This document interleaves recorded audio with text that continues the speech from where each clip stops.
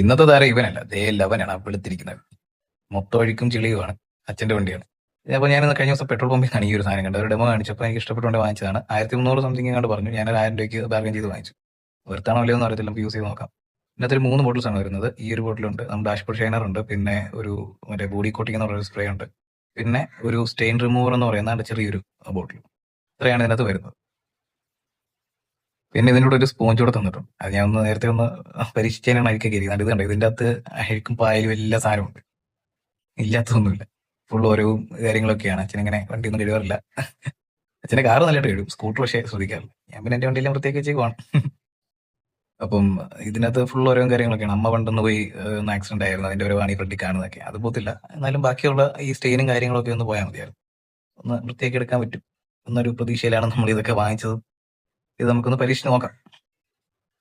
ഇതിൽ ഫുള്ള് ഓരോ കാര്യങ്ങളൊക്കെയാണ്. ഈ മേളിൽ കാണുന്ന കൂട്ട് ഓരോ ഉണ്ട്, പിന്നെ താഴെ ഓരോ ഉണ്ട്. നമുക്ക് ജസ്റ്റ് ഒന്ന് സ്പ്രേ ചെയ്തിട്ട് തുടച്ച് നോക്കിയപ്പോഴത്തേക്ക് അതിന്റെ ഈ കറ പിടിച്ച ഭാഗങ്ങളെല്ലാം അങ്ങ് മാറി. എന്ന് വെച്ചാൽ കറ പിടിച്ചിരുന്നതെല്ലാം ഇളകിയിട്ടുണ്ട്. ഒരു തോർത്ത് വെച്ച് നല്ലതായിട്ടും തുടച്ചപ്പോഴത്തേക്ക് ആ കറയും കാര്യങ്ങളെല്ലാം മാറി നല്ലതായിട്ട് വെളുത്തതാണ്. ഇനി ഒന്ന് ഡീറ്റെയിൽ ആയിട്ട് ഈ ഓരോക്കെ ഒന്ന് കളയാൻ പറ്റുമെന്ന് വെച്ച് നോക്കാം. പക്ഷെ നല്ല ഓരോ ആണ്, പോയില്ലെന്നൊന്നും അറിയില്ല. ജസ്റ്റ് ഒന്ന് ഉരച്ച് നോക്കാം. മേളിലുള്ള കുഞ്ഞരവൊക്കെ പെട്ടെന്ന് പോയിട്ടുണ്ട്.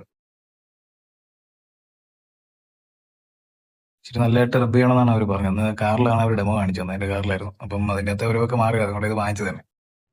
ഇതും മാറുമെന്നൊരു പ്രതീക്ഷയുണ്ട്. ചെറിയ വലിയൊരു എന്ന് വെച്ചാൽ പെയിന്റ് കട്ടായൊന്നും പോത്തൊന്നുമില്ല, ചെറിയ ചെറിയ ഓരോകളൊക്കെ മാറും. അതൊന്ന് ഡള്ളായിട്ടുണ്ട്. നമ്മുടെ ആ ഒരു പെട്ടെന്ന് കാണാൻ പറ്റാത്ത രീതിയിൽ എടുക്കുക, ചെറിയ ഓരോകളെല്ലാം മാറിയിട്ടുണ്ട്. പിന്നെ ഈ ഫ്രണ്ടിൽ ഈ ഒരു വൈസറിന്റെ കാര്യമാണ് ഏറ്റവും വലിയത്. ഒരു കാര്യം ഭംഗി വല്ലാതിരിക്കുകയാണ്. അതായത് ഏതൊക്കെയാണ് ഏതിലാണ് യൂസ് ചെയ്യേണ്ടതെന്ന് അറിയത്തില്ല. മൂന്നും ഇതിനൊക്കെ ഉള്ളതാണെന്ന് തോന്നുന്നു. എല്ലാം ഒന്ന് യൂസ് ചെയ്ത് നോക്കാം. ആദ്യം വരെ ഡാഷ്ബോർഡ് ക്ലീനർ വെച്ച് ഒന്ന് തുടച്ച് നോക്കിയിട്ട് അത് നടക്കുന്നില്ല.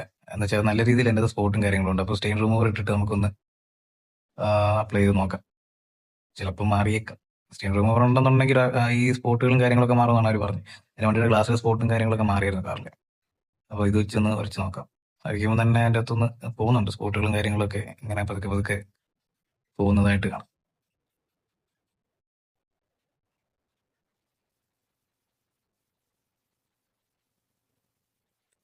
നല്ല കഷ്ടപ്പാടുള്ള പണിയാട്ടോ. കുറച്ചു നേരം അതിട്ട് ഒന്ന് ഉരച്ചു. പിന്നെ അത് കഴിഞ്ഞിട്ട് ഈ ഗ്ലാസ് ക്ലീനർ ഉണ്ടല്ലോ, ബോഡി കോട്ടിംഗ് എന്ന് പറയുന്ന സാധനം, അത് വെച്ച് ഒന്ന് ഉരച്ചു. അത് വെച്ച് ഒന്ന് സ്പ്രേ ചെയ്തിട്ട് ജസ്റ്റ് ഒന്ന് ഉരച്ച് നോക്കിയപ്പോഴത്തേക്ക് ഇച്ചിരി ഷൈനിങ്ങും കാര്യങ്ങളൊക്കെ വരുന്നുണ്ട്.